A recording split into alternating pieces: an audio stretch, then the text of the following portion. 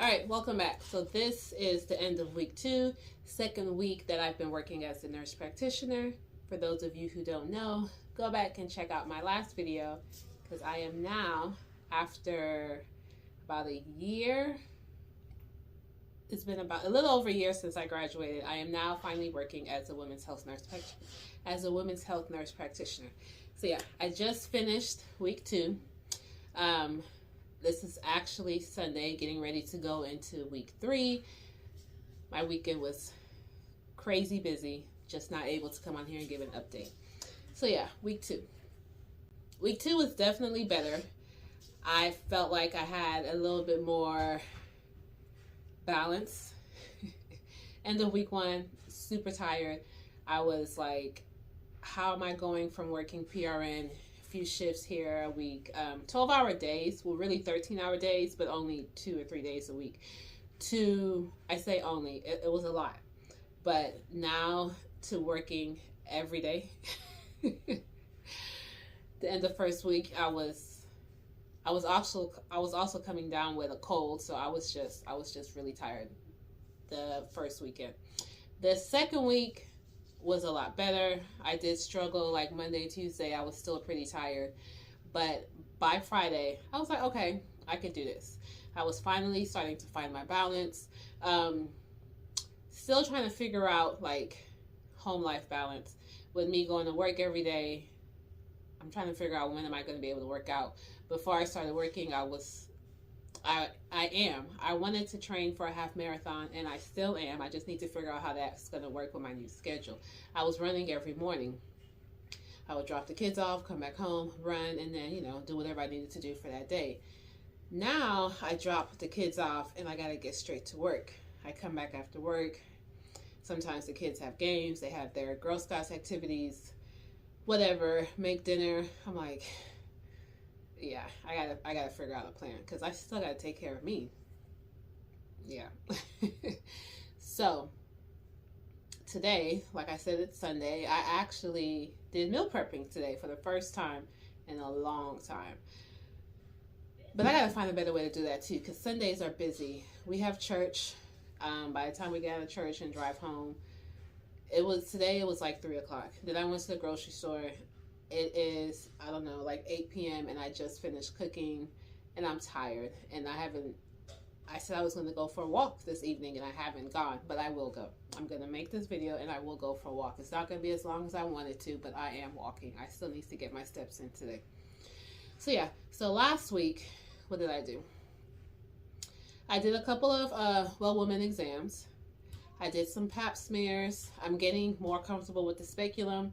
The first week I struggled. It had been like over a year, y'all, since I did clinicals. So getting used to using the speculum and finding the cervix without causing the patient pain, I had to get used to that again. So by the end of the week, I was doing it. I was getting the speculum in easily. I was finding the cervix. You got to celebrate all the wins. Another thing that I'm really proud of myself for, leading up, so we do a lot of BioT pellet insertions. For those of you who don't know, it's like a hormone treatment, hormone therapy. And it's a little procedure because you're basically making an incision in the patient's skin, putting the pellet in, getting them all back together. So on Friday, we had a couple scheduled, and that was my goal. Me and my doctor talked about it. I was going to get a pellet insertion. So I had been looking forward to this. I was like, okay, because, I'm interested in it and I really want to be able to do it with the practice. Okay, so Friday, the day comes. We had a lot of BioT patients scheduled. Some of them were new patients, so the doctor was like, I'm going to do this. It's the patient's first time. Let's not scare them off. It's like, okay, whatever. But no, seriously, I'm not going to practice on a patient where it's their first time. We want them to have a good experience. So I was like, cool. So it ended up being like half of the patients.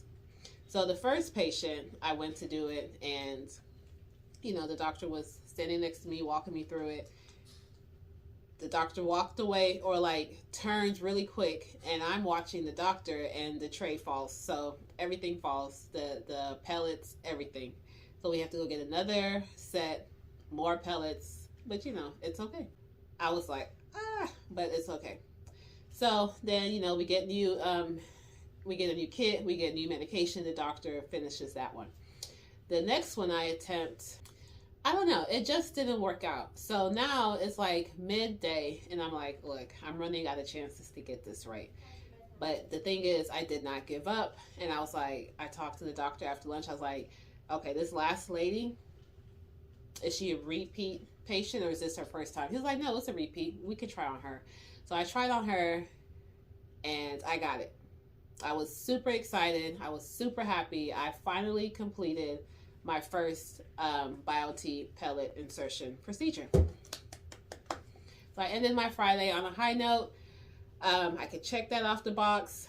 You know, I'll do a couple of more patients, and then I can comfortably start doing them on my own.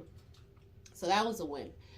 This next week, I'm going to do more insertions. I'm going to, of course, do more woman exams. So what I'm comfortable doing is the prenatal care, because, you know, I've worked with labor and delivery patients for so long.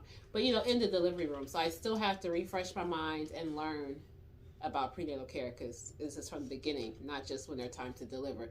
But I'm comfortable with pregnant people, so I'm comfortable doing that. I do a lot of OB prenatal care right now. I'm doing a lot of woman exams. So I do want to learn more about infertility. We have a nurse practitioner who focuses on the infertility treatments and really helping patients get pregnant. So I also want to learn about that. I want to learn more about hormone treatment. I really just kind of want to learn about everything and see where I fit in. So I'm keeping an open mind going into week 3. And then at the end of the week, I will come and give you guys an update. Hope you guys have a great week.